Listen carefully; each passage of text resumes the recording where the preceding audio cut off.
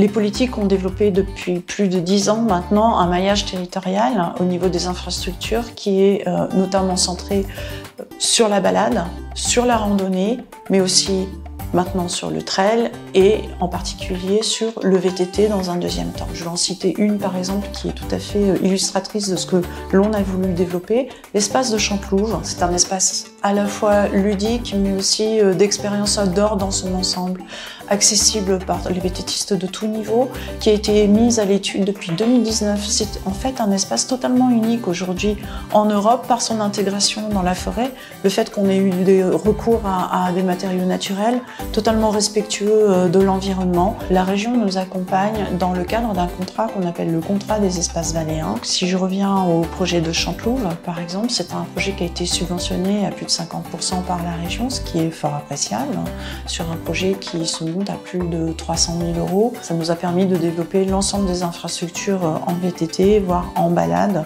Et c'est ce qui permet à nos vallées isolées, nos vallées de montagne, voire de haute montagne, de continuer de se développer. La gestion touristique durable, c'est en fait le développement des activités dans toutes les saisons. Ça veut dire que quelque part, on se dédouane de l'activité ski en développant les activités de pleine nature telles que le VTT et encore la balade, j'y reviens. En fait, on a un PIB qui est aujourd'hui au-delà des 80% en dépendance au tourisme. Ce que nous recherchons, c'est de développer le nombre de nuitées qui sont aujourd'hui à plus de 3 millions à l'année. On aligne nos saisons, on arrive globalement à progressivement dépasser le million de nuitées estivales. Et du coup, ça fait une sollicitation de nos environnements qui est une sollicitation effectivement sur de plus longs mois, mais de manière beaucoup plus étale.